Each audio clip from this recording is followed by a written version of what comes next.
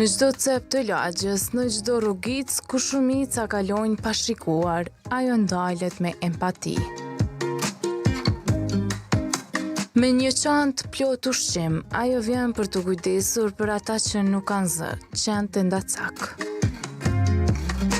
Yllka që thërret çdo ditë për ndërgjegjësimin e kujdesin ndaj kafshëve, ndan me qenë jo vetëm ushqimin, por edhe ngrohtësinë e shpirtit të saj. Si fëmijë kemi pas qenë normal, jemi mësuar në lagje, jemi kujdes për ta, domethënë si lloj përgjegjësie kemi marrë qysh kemi qenë fëmijë me shoqet lagjes. Si sikur kaos që kam fillu, ndihmën e tyre ka qenë koha kur unë kam marrë qenën e fundit në shtëpi, atëherë më ka bërë me pasë sa vojnë kafshë tona, se dilësha me të në shëtitje, shesha në borë, shesha njerëzit të i gjujt me gurë pa në arsye, të i shqelmu trit, sidomos për fan e bojnë. Tani, pikrisht që a i qenë më ndët nesër me sulmu një fëmi shumë atë vogël. Këto do më thonë që traumat e qenë janë pikrisht prej njerëzve. Stimulohen për njerëzve ku ata të vetë më mbrojtje e kanë sulmin kër i afrohet dikosh, po për kundër fakti qysh i sulmojnë të na, qysh i keq trajtojnë qenë janë shumë mirë. Ylka Asimi, si një aktiviste në mbrojtjen e kafshëve, shpreh shqetësime se si komuniteti nuk ka ndryshuar as pak në sjelljet e tyre ndaj kafshëve. Të e pas parasysh me një dekadë më herët, ka përmirësime, ka kujdes, po jo edhe sa duhet. Do më thonë, janë një pakicë e njerëzve cilët mundohen me bo diçka të mirë në këtë vend. Po tjertë nuk shë përmirësime, nuk janë të mësum qysh nga bazamenti edhe nuk i fajsoj se janë të rritën me shprejhen qëp, haje bukën se të hanqeni, mëse prish ato se të hanqeni, tonë konë është kjo, që instalohet në kryt e tonë, e mandej do si do ajo veç friga veç shkon të rritë. Do më thonë është instalume, qysh prej fëmisë. Çdo sy i lodhur që e shen një vullnetare si Ylka shkëlqen për pak. E çdo bish që lëviz është një falenderem i heshtur, por këto nuk shihen nga sytë e atyre që nuk ndalen së paragjykuari humanistët që ndihmojnë kafshët.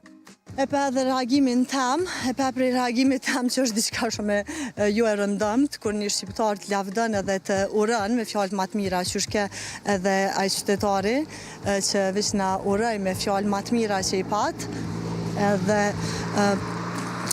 a din qysh fjallë të këqia, i lexoj në herë komente që kom cek edhe rezervona shumë këtë pjesë, nuk du me mi jep qasje asnjë komentit keq, se pse me prishon e disponimin tem.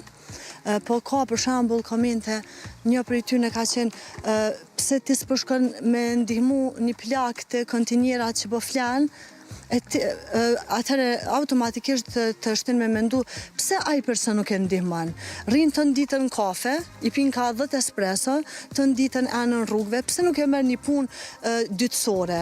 Pse vish rrin tu anku te kryetari, jo nuk e bën punën kryeministri, jo kryetari i çati qyteti, po pse ti nuk e bën ndryshimin prej vetes? Do të thonë, çu ti si person nuk e po mu të ushqyqat ndoshta për mendimin e tij nuk po bëj mirë. Po atëherë ti pe vlerëson që duhet me ndihmu qatë person. Pse ke kalu ka kam të ti edhe nuk e ke ndihmu? Do me thonë, kanë që vetëm me komentu, me nxjerr mlef, po asë njoni të nditën rrim vetëm në për kafe dhe kur gjë nuk bojnë. Anë kohën, jo këtu s'ka punë, jo ani, jo këni, po asë njëherë nuk e marrin një iniciativë për me ndryshu diçka. Veprën e saj, ajo e bën me bindjen se çdo qen meriton dashuri dhe jetë dinjitoze. Nuk e din që ajo punë vullnetare do me thonë shpërblehet. Qaj akt që ti ushqen një kafshë në nevoj shpërblehet. Unë e besoj shumë në Zot, besoj edhe në karma. Besoj që çdo e mirë kthehet, qysh kthehet edhe çdo e keqe. Nëse sot jo, nesër po. Ka shumë për mos me zgjat, ka shumë histori interesante që të bojnë me mendu. Për shembull, së fundmi e kam dëgju qysh një familje i kanë pengu do klysha që ka lindë nana e tyne në oborrin e tyne dhe ai personi ka marrë dhe i ka hudhën lëmë. Njëjtën kohë nana e klyshave të e kap një të shpëtu tjetri të ikë dhe tregojnë ata këshit që britma e saj ka qenë shumë edhe me mërzi. Po, fatkeqësisht, ai person nuk e ka mendu, mas shumë pak kohe, fëmia i tij ka rënë bunar. Ajo është tragjedi shumë e madhe, po ne besojmë Zot, nëse na i lëndojmë krijesat e tij, do si do ka më na u kthy. Pse mos me bo diçka mirë, kur mëndesh, po veç me bo diçka shumë të ligë që patjetër se edhe ty diku ka më ndjek. Ajo e ngri zërin për ata që nuk mund të flasin. Në komunitet, Ylka kërkon ndërgjegjësim, duke a kujtuar njerëzve se qenë të rrugës nuk janë rrezik, e që ata kanë ndjenja, dhimbje, frikë njësoj si kurse ne. Unë besoj që një besimtar i cili beson në Zot nuk sillet keq me krijesa cilat Zoti ka kriju. Atëherë, qysh e the edhe ti, bota nuk është veç e jona, nuk o kriju veç për njerëzim, kjo është shumë gabim i madh me mendu. Po nëse ti nuk i zemër, nuk i mirësi në zemrën tone, mi ushqy ose një ushqim që hedh në mbeturina e që bëhet toksina, atë ushqim kish mujt një qanë më ushqy edhe me qenë shumë ajqit, po nëse asë qajo nuk të kushton prej zemrës tone, atëherë vish mos i bë keq.